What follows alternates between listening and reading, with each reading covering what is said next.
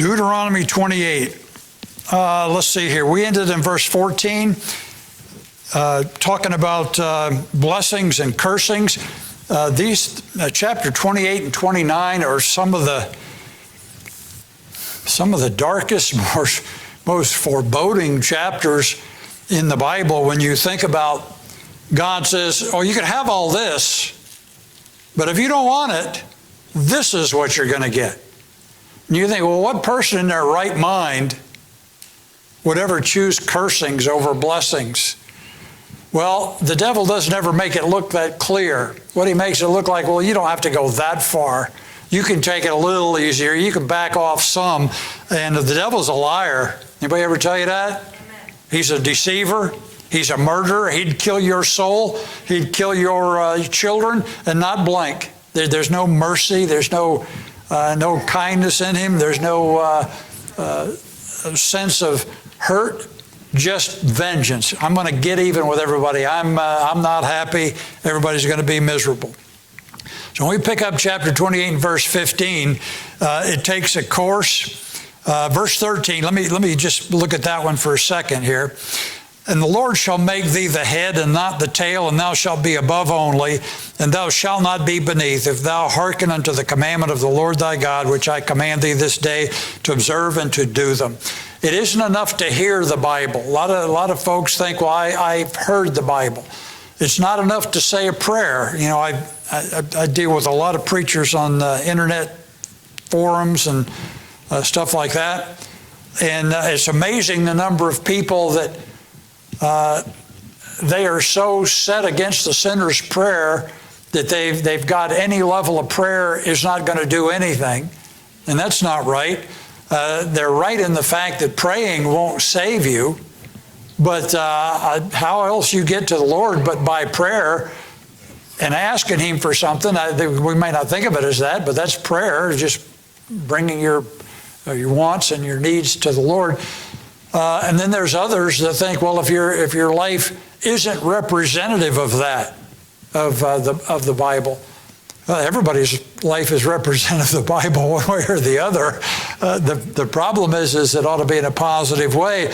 But I'll tell you this, nobody thought Judas Iscariot was a devil but the Lord Jesus Christ. They trusted him with the money. They trusted him to go get things in the dark of night when they had a need. They trusted him to do a lot of things. And he was a devil, and he betrayed them all. You can never judge by the eye. I realize the Bible says, by their fruits you shall know them. But boy, I'll tell you what, by the fruit you can know a lot of wrong things, because you can act saved, you can seem saved. Our kids that have been raised in church, they know the right answers to every question you ask them. They know what to say. They know how to make it sound like they're serious or what they believe about something. The truth of the matter is it really in the heart? Is it a heart belief? Is it a heart's commitment? Is it something that's deeper than just, all right, I'll tell everybody what they want to hear and leave me alone? I got a sad feeling there's going to be a lot of kids that said some kind of a prayer in a Sunday school class or in church just to get everybody off their back or just to be one of the gang. That's not in your heart. It needs to be deeper than just words. It needs to be the reality of your life. I believe that God has raised him from the dead. I believe he died for me. I believe that he went to hell and carried my sins there when I called on him, and he came up out of that tomb in glory and victory and power and has saved my soul to the uttermost, and I'm more than happy to tell people about him. Well, isn't everybody like that? You got to be kidding. You meet people that have been in church for 30 years, never actually witnessed to anybody. They never volunteered a testimony of what Christ has done for them. The reason is he probably hasn't done anything for them, at least not that they have recognized.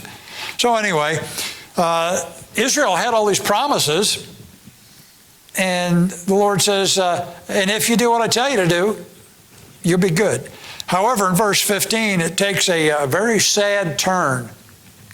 And God willing and time permitting, we'll look at some things tonight. We got a lot of verses left in this chapter, but this whole chapter is one dirge just about on what's going to happen if you don't do right. You ever wonder why the Lord spent so much time with these warnings? I got some notes here, but sometime you look back in Leviticus 26, that's right when they first left Egypt. They're just beginning to get things right out in the wilderness. And you read almost this chapter back there, and 40 years later you're reading it again. Part of the reason is people are very forgetful. Part of the reason is people think, well, I've been doing good for 40 years. Well, yeah, you've been doing good because you didn't have any other choice. Well, I've been following the Lord. You've been following Him because to be left behind would leave you hungry. It wouldn't leave your soul dried up. You wouldn't think about that. It'd leave you hungry.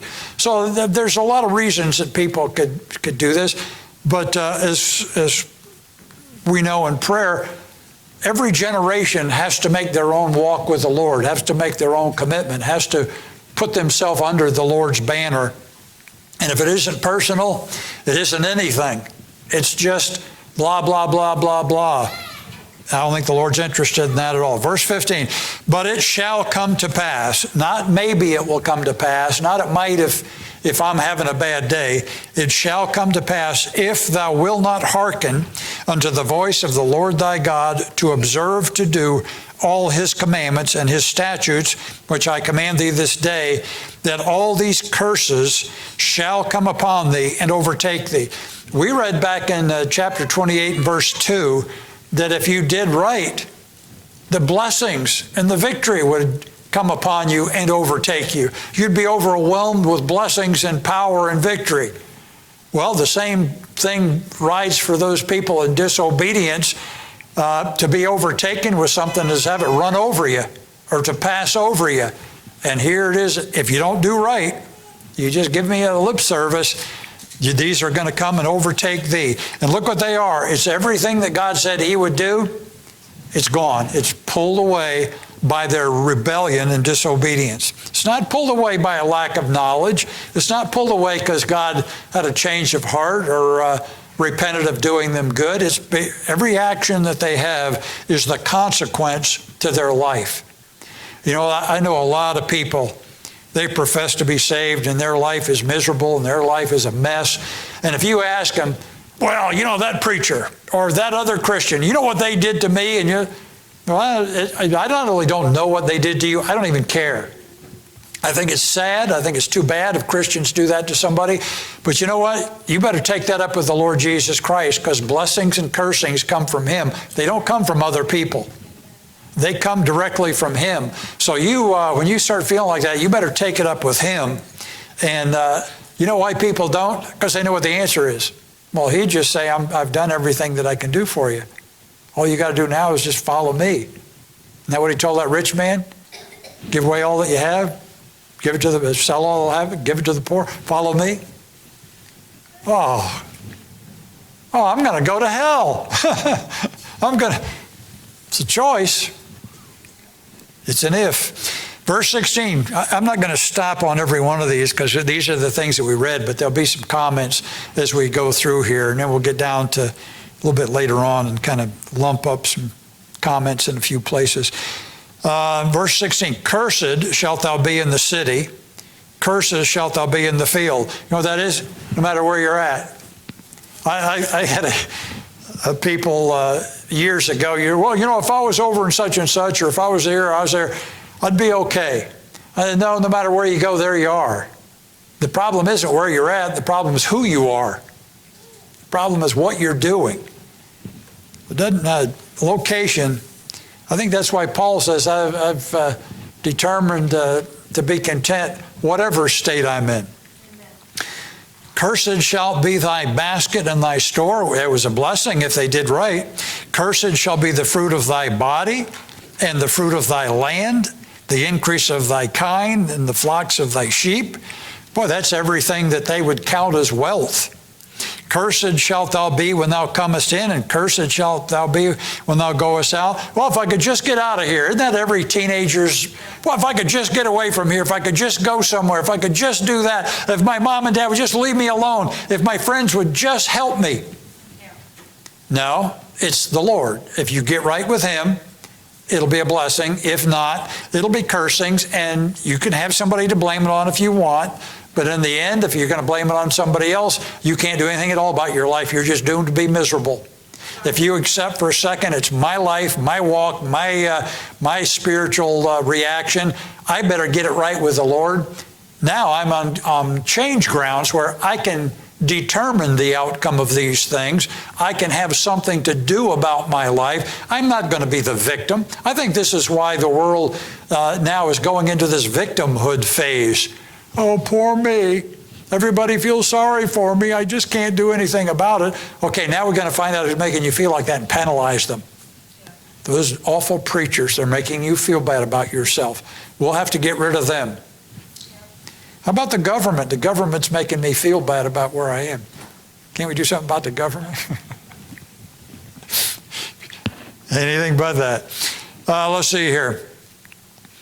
Verse 20. The Lord shall send upon thee cursing, vexation, and rebuke.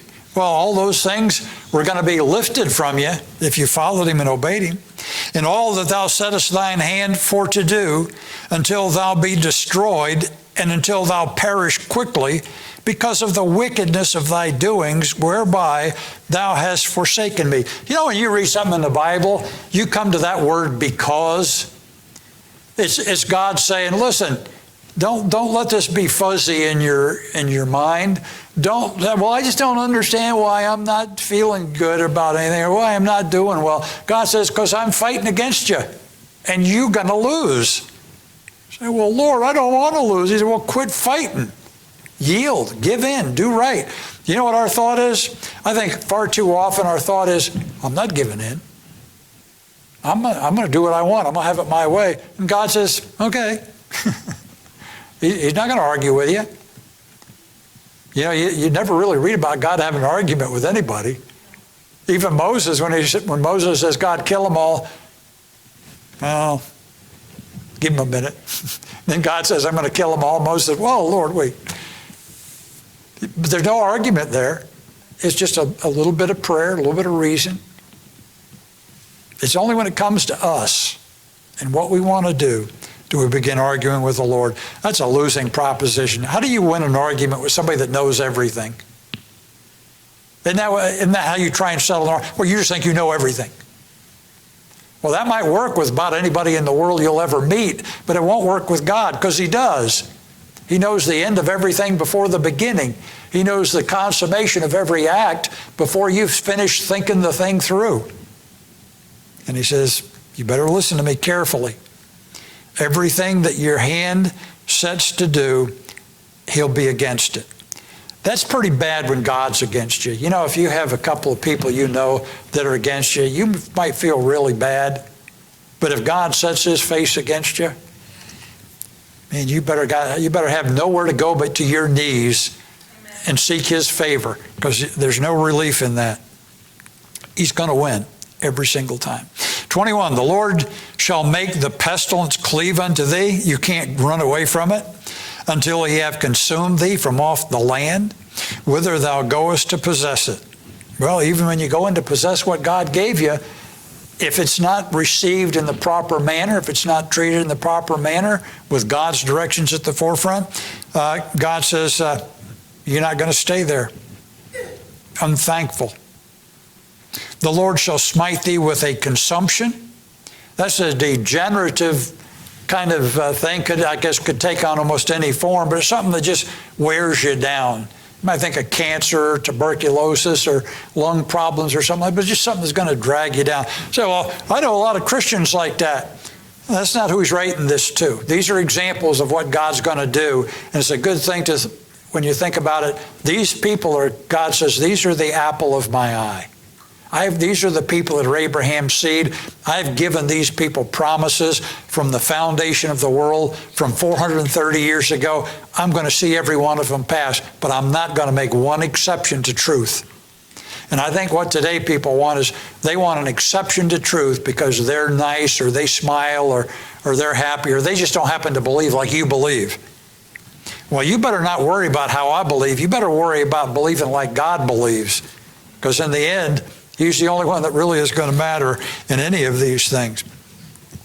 Verse 22 again, so the Lord shall smite thee with a consumption and with a fever and with an inflammation and with burning, extreme burning and with the sword and with blasting and with mildew. I think that's heat and mildew. Mildew, I guess, would be almost the opposite of that, or it's heat with a lot of moisture and stuff applied to it. And they shall pursue thee until thou perish. God says, I'm not going to leave you anything. I'm not going to leave you untouched. And thy heaven that is over thy head shall be brass, and the earth that is under thee shall be iron. I think I mentioned this last week in our library back there. There's books, several of them, written by Jewish rabbis that either got saved or that were witnessed to, and there's some things in them that they're reply to. And almost every one of them, they just can't figure out, why did God turn his face against us? Why is the heaven like brass and the earth like iron to our prayers? Why is it we're the offscouring of the earth and there's no place we can be comfortable or be left alone? Deuteronomy 28 and 29. You know what? And when God says, when you get right, look what I do then. But these people, well, we've got a religion. Well, we've got tradition to uphold. They're just as traditional as Catholics and just as wrong, just as hell-bound as they are. Verse 24, and the Lord shall make the rain of thy land powder and dust. Boy, before he's going to make that land, the rains in due season, everything's going to come, and crops. And from heaven shall it come down upon thee until thou be destroyed. Imagine dust. You know, it's hard to look at Israel today and picture what it was even in Jesus' day. Before Jesus' day, it was watered, fruitful. When Israel came into that land, they didn't say, man, look at that rock pile over there. God, what are you throwing us out that mess for? It was a land of milk and honey. Plenty of grass, plenty of flowers, plenty of bees buzzing around. Very fruitful. And God says, and in your rebellion, you're going to see what he says he's going to do with that land here. You're not going to even recognize it when I get done with it. All it's going to take, though, is adding water and blessings. Verse 25, Lord shall cause thee to be smitten before thine enemies. You're not going to be the head anymore. Thou shalt go out one way against them and flee 7 ways before them, and thou shalt be removed into all the kingdoms of the earth. You know, the history of kings ultimately culminates into Israel being dragged out of their land. In 2 Kings, let me see here, 17, the northern 10 kingdoms are hauled away into Assyria. And in 2 Kings 25, Babylon, Nebuchadnezzar comes in there and drags off the other 2 tribes, Judah and Benjamin, into Babylon for 70 years. And they both send back different groups. The chastisement of God was on the southern group for 70 years, but it was just rebellion and wickedness on the northern tribe. And when they come back, it says the king of Assyria sent back the basest of them. They just sent back the river. They sent back all the prison releases. They sent back all of the people that just didn't fit in anywhere else, and filled up that land. That's where the Samaritans came from, that half-breed Jewish, half-breed Assyrian, whatever else they were. And God says, I don't know. But Jesus had some of his best results in Samaria. Isn't that weird? That woman at the well. Well, we know all about what the Messiah is going to do. She had a better view of it as a lost heathen than the lost heathen down in Jerusalem with all of the right clothes and the right scrolls and the right mannerisms had. And their upbringing didn't help them at all. It was the heart God was looking to. So he goes on here, continuing. They're removed into all the kingdoms of the earth. That's where they are today. And thy carcass shall be meat unto the fowls of the air and to the beasts of the earth, and no man shall fray them away, chase them away. Imagine that, God saying, your carcass is just going to fall out there and the bird's going to eat it. Oh, God, that's just not showing much respect for the dead. He says, well, no, that's the result of not showing much respect for the God of the living. It's all in how you look at it, folks. Somebody says, if you think the cat's scratching, you try to turn it around, rubbing it the other way. Maybe it'll be a little friendlier. Let's see here. Verse 27, the Lord will smite thee with the botch of Egypt. You want to go back to Egypt? We'll give you what Egypt's got. And with the emerods, and with the scab, and with the itch, whereof thou camest, canst not be healed. Imagine that. Things that can't be fixed. Incurable diseases. God said, I'm going to put them on you. Well, how about just till I just don't feel good? How about if I just sin till I don't feel good? Isn't that the way most people feel? That I don't want to really get right with God. I just don't want to be really on the outs with Him. I'm going to tell you something. That's almost more wicked than somebody who says, I don't care what he says. You know, the fight isn't nearly as obvious. The battle lines are not clearly as dangerous. And not only that, but you got the great potential of dragging down somebody else and influencing them. If they're just out and living like the devil, they're not going to be too much influence on anybody that's in church. Be careful about that kind of thinking. Deadly. Verse 28, the Lord shall smite thee with madness and blindness and astonishment of heart. That's the character of the Battle of Armageddon. All the riders are smitten with blindness. They just start lashing out at everybody around them and killing each other. Man, there's a bloodbath because nobody even knows who's killing anybody. All they hear is a sound over there, and everybody's trying to kill me, so I'm going to kill them back. Don't kill me. I'm going to kill you first. God says, that'll be the end of that. Destruction of everything. And thou shalt grope at noonday, as the blind gropeth in darkness, and thou shalt not prosper in thy way. Boy, what a simple verse that is. You go against God, you shall not prosper. Isn't that what everybody wants? I just want to have enough. God says, trust me, do what I tell you. I'll take care of all your needs, according to my riches and glory by Christ Jesus. But if you don't, you can't earn enough. You can't be given enough to be prosperous. I'll take it from you. And thou shalt not prosper in thy ways, and thou shalt be only oppressed and spoiled evermore, and no man shall save thee. You're beyond man's reach when God has it in for you. This is something that's so personal. Every young person ought to listen to it. Thou shalt betroth a wife, and another man shall lie with her. Thou shalt build a house, and thou shalt not dwell therein. Thou shalt plant a vineyard, and shalt not gather the grapes thereof. Everything that man puts his hand to, everything that man wants, God says, nope, I'm going to give it to somebody else. Say, well, they're more wicked than me. He said, yeah, but you know where the blessings were. That other guy's a heathen. I'll get to him. They're not getting away with anything. God says, I'll get to them. Thine ox shall be slain before thine eyes, and thou shalt not eat thereof. Thine ass shall be violently taken away from before thy face, and shall not be restored to thee. Isn't that socialism?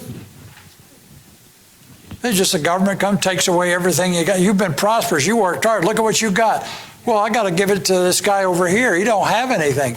Well, you can't hardly get that sitting on the porch smoking cigarettes and drinking beer. You got to go out and work for it. Well, yeah, but the poor guy, he had a rough childhood. You think all these systems were men's inventions. Looks to me like maybe God cooks them up to let people get what they have coming. Maybe that's how that election turned out that way. I don't know. Thy sons and thy daughters shall be given unto another people, and thine eyes shall look and fail with longing for them all the day long, and there shall be no might in thine hand.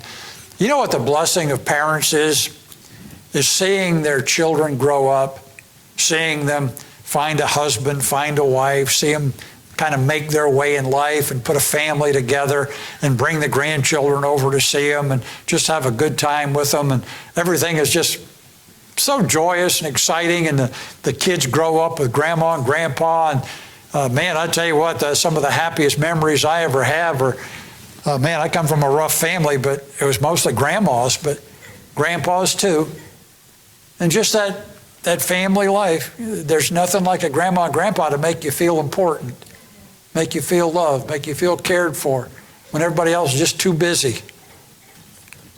And to deprive them of that, God says, I don't like that. I don't like that. Matter of fact, that'll be the punishment of the people that don't do right. I'm going to take everything away from them. Verse 33, the fruit of thy land, all thy labors, shall a nation which thou knowest not eat up. Thou shalt be only oppressed and crushed alway. That's not all the time, but that's always. Every way that you can imagine, you're just going to be squashed.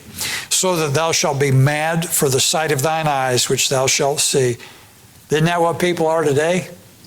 Man, I don't see why this, I don't see why that, and I don't understand that. God says, read Deuteronomy 28. You'll see how I deal with nations.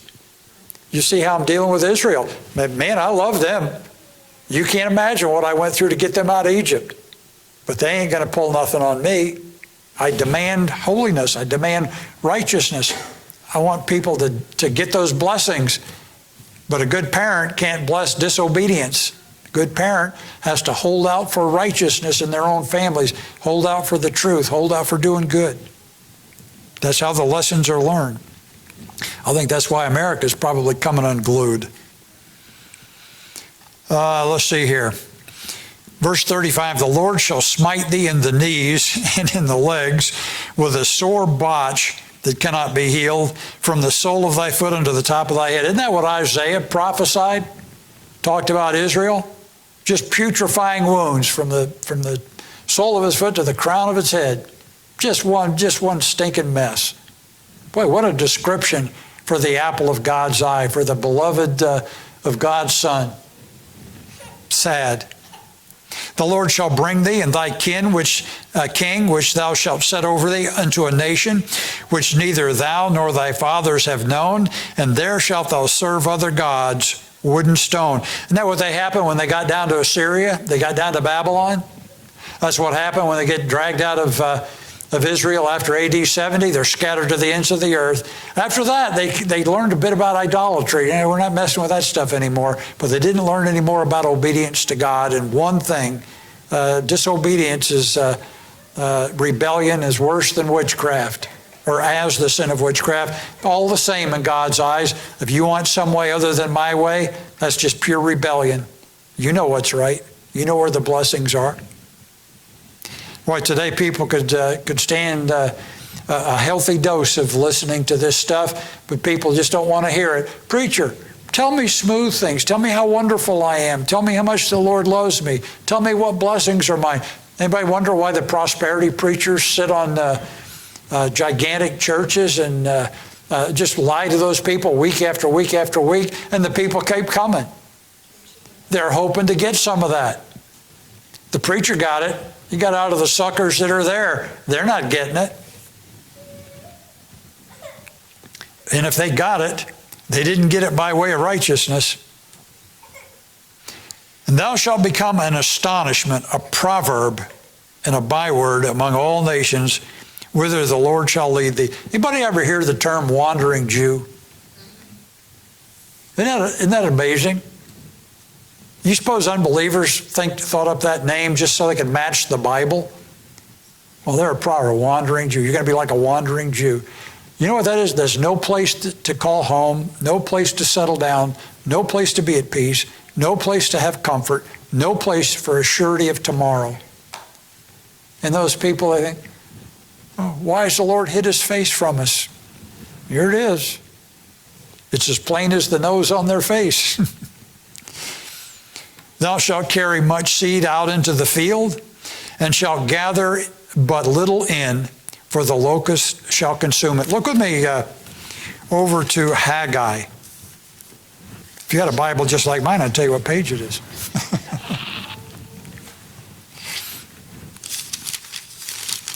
Just before Zechariah, almost at the end of the Old Testament, if you're still looking.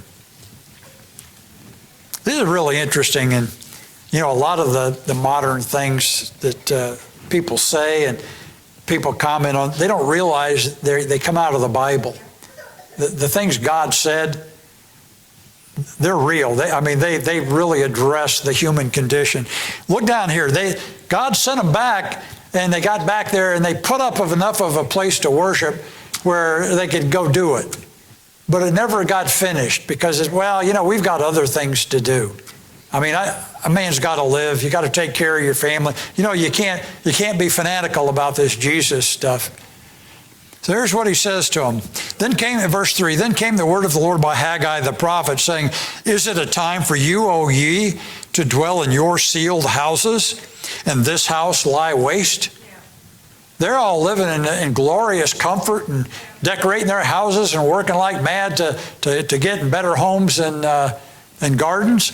And God says, what am I, chopped liver? How come my house looks like this? This ought to be the showpiece of the world. And you made it look like this. Well, what's the story? He says, well, now therefore, thus saith the Lord of hosts, consider your ways. Isn't it amazing when God says, you better think about it? Ye have sown much and bring in little. Ye eat, but ye have not enough. Ye drink, but ye are not filled with drink. Ye clothe you, but there is none warm.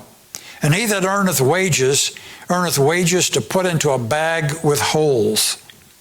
Thus saith the Lord of hosts, consider your ways. Boy, I tell you what, when it comes to considering your ways, am I putting God first or my conveniences and my comforts and everything I want first?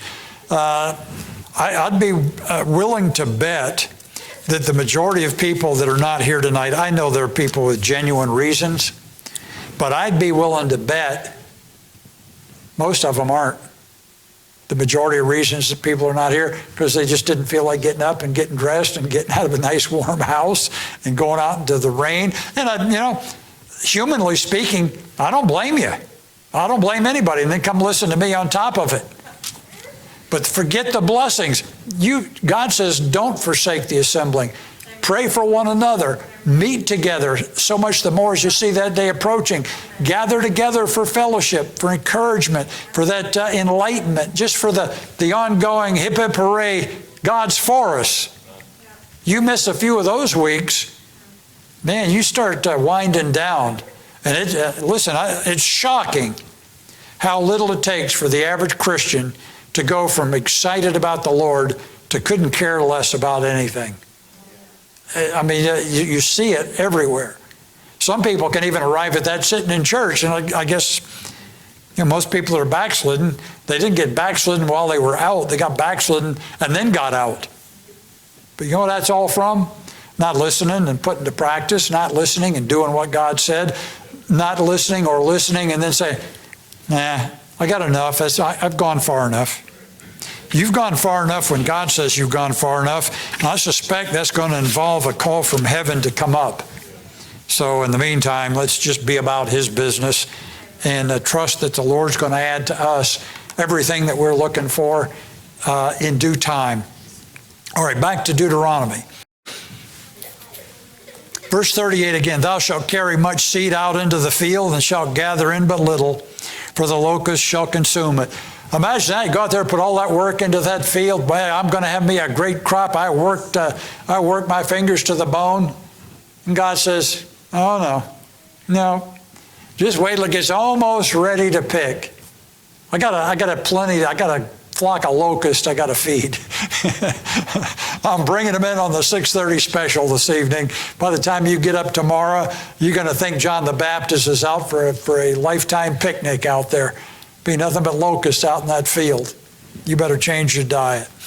Thou shalt plant, verse 39, thou shalt plant vineyards and dress them, but shall neither drink of the wine nor gather the grapes, for the worms shall eat them. God's got something for everything. Thou shalt have olive trees throughout all thy coast, but thou shalt not anoint thyself with the oil, for the oil of olive oil, thine olive oil shall cast his fruit, or thine olive shall cast his fruit. You ever have tomatoes do that?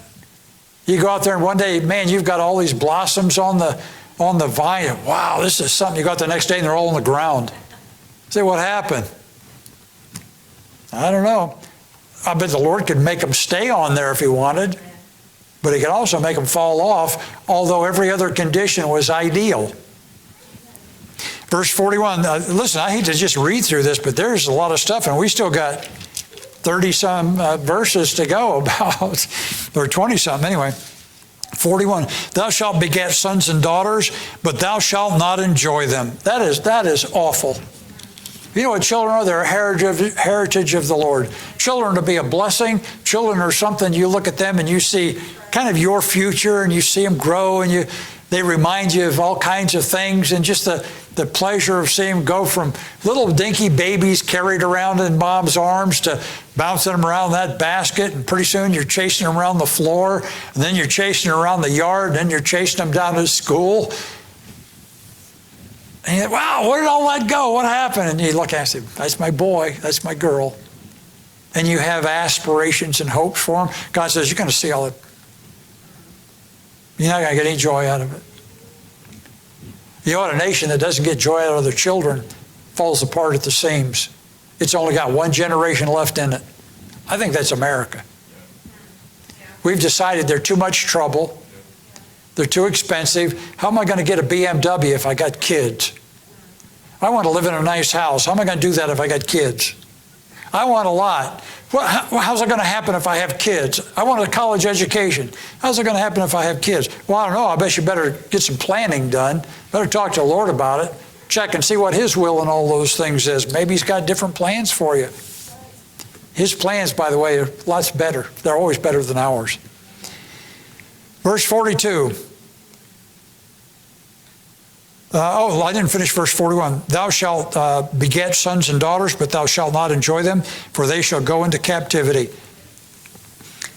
Anybody ever see any of those pictures about those Nazi concentration camps? And you see women in there with their heads shaved, and most of them naked because they just took all their clothes away. The men there just skin and bones. And little kids, I mean, for every size you can imagine, just little treasures. Skinny, heads look giant because there's just nothing to them but enough skin to stretch over some bones.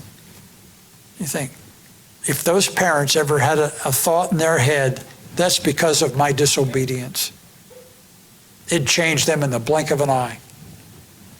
They never thought that. You know what they thought? Oh, we're the people of God. God must have called us to this. No, God called you to righteousness and truth. They ignored it, and that's what they got.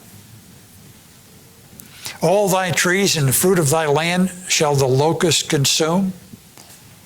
The stranger that is within thee shall get up above thee very high, and thou shalt come down very low. In America, that'd be part of white privilege. It's very strange, this world we're living in today. I tell you what, young people better learn. They better pay attention. You better get on God's good side. You're going to need Him. He shall lend to thee, and thou shalt not lend to him. He shall be the head, and thou shalt be the tail. Well, that's just the opposite of what God promised him the chapter before that, or earlier, the chapter before that. He said, you do what I tell you, you'll be on top. You'll be the head. You'll be in charge. If you don't, say, why is God like that? He likes obedience. He likes order. He knows the blessings and how they come. Moreover, verse 45, all these curses shall come upon thee, and shall pursue thee, and overtake thee, till thou be destroyed, because thou hearkenest not unto the voice of the Lord thy God, to keep His commandments and His statutes, which He commanded thee. Yeah, but God is love. Yes, He is, but He's also truth. He's also righteous. He's also holy. He's also a God that cannot lie. And if He said that's what He's going to do under those conditions, guess what? That's what He's going to do under those conditions. No modifiers on those. And they shall be upon thee for a sign and for a wonder, and upon thy seed forever. Wow. He's not going to let up. Because, again, here's the reason for all this catastrophe. Because thou servest not the Lord thy God with joyfulness. You know, the people in Let me think here. Second, I know it's late. 2 Kings, I believe it is 25.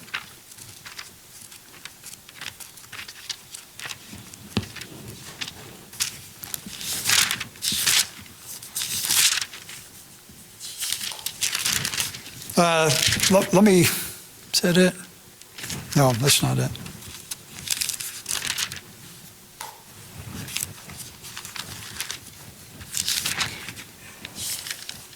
Second Kings 17. We'll finish up on this little illustration here. Should only take a couple minutes. Chapter 17, verse 2. And he did that which was evil in the sight of the Lord, but not as the kings of Israel which were before him. Against him came up Shalmaneser of king of Assyria, and Hoshea became his servant and gave him presents. And the king of Assyria found conspiracy in Hoshea, for he had sent messengers to so king of Egypt, and brought no present to the king of Assyria as he had done year by year. Therefore the king of Assyria shut him up and bound him in prison. Verse 6, in the 9th year of Hoshea, the king of Assyria took Samaria and carried Israel away into Assyria, and placed them in Halah and Habor by the river of Gozan in the cities of the Medes.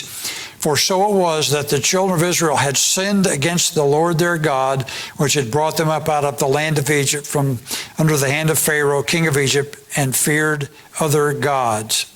All right, and he walked in the statutes of the heathen, whom the Lord cast out from before the children of Israel, and the kings of Israel, which he had made. All right, so Israel sinned, they get carried away, and the Lord chases them out. And it says in verse 22 of that chapter, for the children of Israel walked in all the sins of Jeroboam, which he did. They departed not from them until the Lord removed Israel out of his sight, as he had said by all his servants the prophets. So Israel carried away out of their own land into Assyria unto this day. And the king of Assyria brought men from Babylon, from Cutha, from Ava, from Hamath, and from Sepharvaim, and placed them in the cities of Samaria instead of the children of Israel, and they possessed Samaria and dwelled in the cities thereof. You know why? They could be controlled. Next time you think the Bible's out of date, look at the Texas border. That's what's going on. Michigan used to be, northern, blonde-haired, blue eyes, Scandinavian people that came there because it resembled Scandinavia. Now it's Somalis. And they vote in whoever Somali leaders they want, and they displace every normal cultural artifact or reason of America, and it just keeps spreading. And America says, well, you gotta just respect other people's. They don't respect yours. They don't respect America's. They don't respect our laws. Just a thought. God's laid down the plan of how these heathen people do it. So they possessed Samaria and dwelt in the cities there. Verse 25. And so it was at the beginning of their dwelling there that they feared not the Lord. Therefore the Lord sent lions among them, which slew some of them. Imagine that. God says, you're not doing what I told you in the land. Why? It's still his land. So he sent lions in there to kill them. God is love. God is very surprising to some people. Wherefore they spake to the king of Assyria, saying, the nations which thou hast removed and placed in the cities of Samaria know not the manner of the God of the land. They don't know how to live in this land. The God of this land requires things we don't even know what it is he wants, and we're being eaten by lions and killed. What do we do? Oh, I got a plan. Therefore he has sent lions among them, and behold, they slay them, because they know not the manner of the God of the land. Verse 27.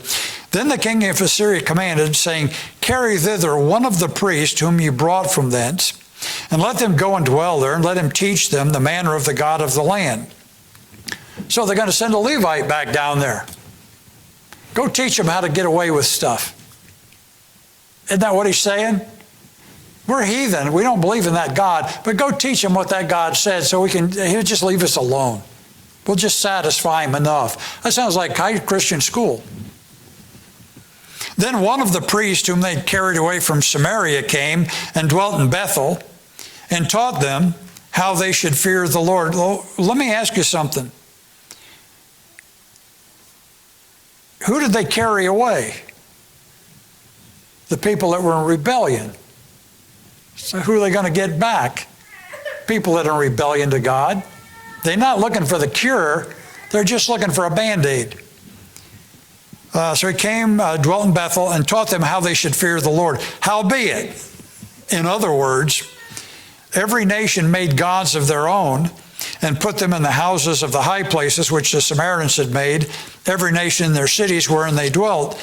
And the men of Babylon made Succoth Benoth, and the men of Cuth made Nergal, and the men of Hamath made Ashima, and the Avites made Nibhaz and Tartak. Those are all their gods.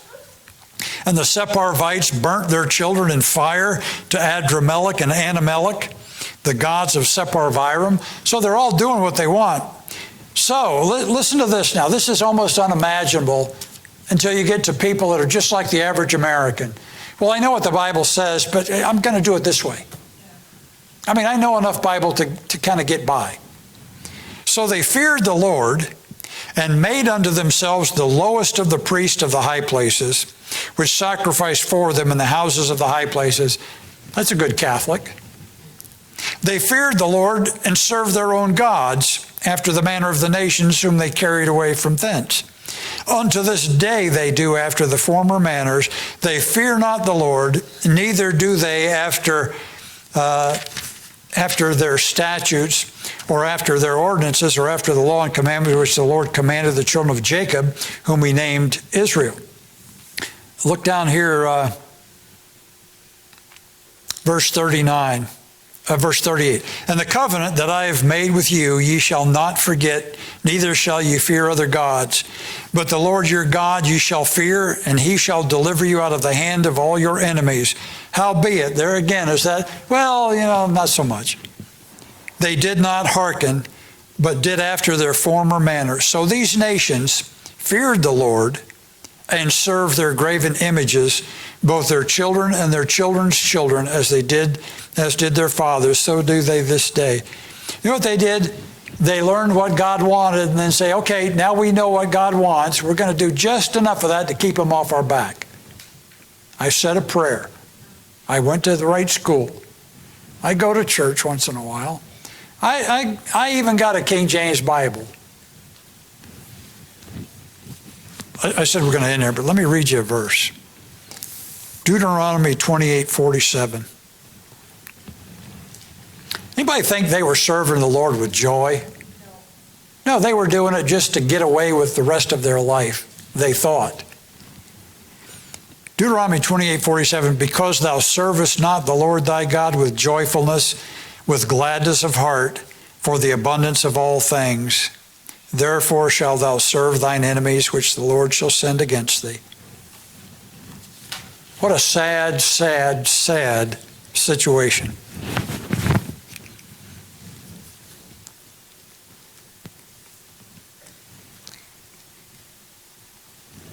Let's not do that. Let's serve the Lord with gladness. Let's do it with a joyful heart. Let's do it with a thankfulness for all things. Let's do it with an appreciation and a desire to fulfill the Lord's will and accomplish what he wants. Now let's see, where do we end here? Verse 45.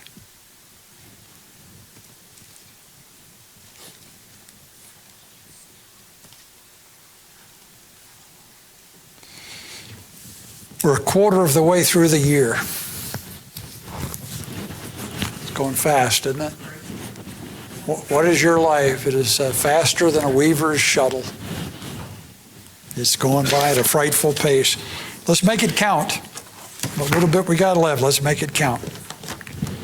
All right, let's stand. And